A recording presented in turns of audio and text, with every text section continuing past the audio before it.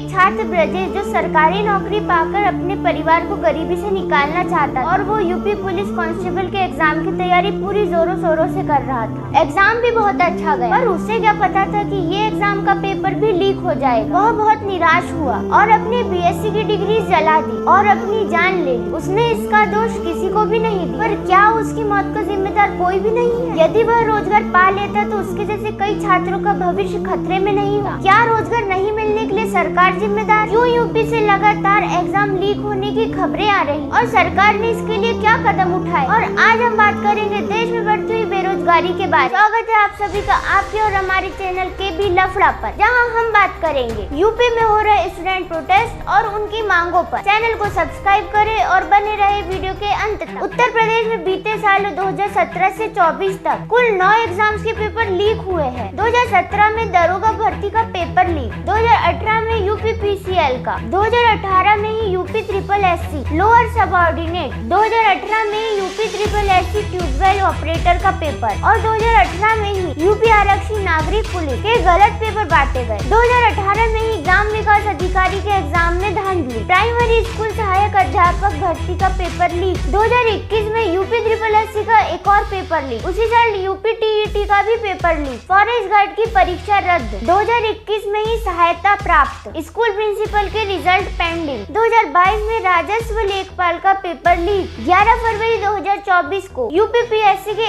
RO के paper leak होने के दावे लगातार किए जा रहे हैं। इसके बाद यूपी पुलिस कांस्टेबल एग्जाम 17 फरवरी के फर्स्ट शिफ्ट का पेपर लीक होने के दावे लगातार हो रहे हैं। इसके अलावा यूपी में 12 से ज्यादा ऐसे एग्जाम हैं जिनके रिजल्ट पेंडिंग है या भर्ती होनी बाकी है। ये भी लफड़ा की टीम जब इस वीडियो के लिए रिसर्च कर ही रही थी तभी न्यूज आई यूपी के आगरा में हो रहे यूपी बोर्ड एग्जाम क्लास 12 के बायो और मैथ्स का पेपर भी लीक हो चुके हैं। यूपी में बेरोजगारी का आलम इस तरह है कि 141 पोस्ट के लिए 10,59,000 लोगों ने अप्लाई किया। आसान भाषा 2603 अभ्यर्थियों में से केवल एक का सिलेक्शन होगा और हमारी भाषा में कहे तो वो एक विद्वान और महान ही होगा। यह एग्जाम आरओ का जो 11 फरवरी को होना था। इस पेपर के लीक होने के दावे सोशल मीडिया पे छात्रों और टीचर्स के द्वारा हो रहे हैं। कई सबूत भी टीचर्स स्थानीय प्रशासन को दे रहे हैं। सबसे बड़ा विरोध यूपी पुलिस कांस्टेबल के छात्रों और टीचर्स के द्वारा हो रहा है। 48 लाख अभ्यर्थियों के साथ खिलवाड़ किया गया है। उन अभ्यर्थियों ने 60,244 पदों के लिए आवेदन किया है और 6 लाख लोग यूपी के बाहर से भी। यह एग्जाम यूपी पीआरबी के द्वारा कंडक्ट किए जाते हैं। इस एग्जाम में राज्य ने रेल सुविधा मुफ्त कर दी थी। छात्रों से पूरा स्टेशन भरा हुआ है, क्या एसी कोच और क्या जनरल। जिसको जहाँ जगह मिली वहीं चादर बिछाकर बैठ गया है। कई घंटे छात्रों ने खड़े रहकर सफर किया है। इस समय कई मार्मिक वीडियोस और फोटोज सामने आई। कोई छात्र अकेले थे तो कुछ के साथ माता पिता आए हुए थे। छात्रों ने स्टेशन पर ही बसेरा जमा लिया और वहीं सो गए। इस तरह छात्रों ने ट्रेन का इंतजार करके ट्रेनों में धक्के खाते और अपनी एग्जाम शिफ्ट का इंतजार कर रहे थे। किसी का एग्जाम अच्छा गया तो किसी का खराब। कुछ को तो पूरा विश्वास था कि इस बार उन्हें अपनी मेहनत का फल मिलेगा, पर एग्जाम लीक हो गया। कईयों को मेहनत के नतीजे में सिर्फ निराशा मिली। 17 फरवरी की फर्स्ट शिफ्ट के बाद से ही पेपर लीक की खबरें वायरल हो रही थी।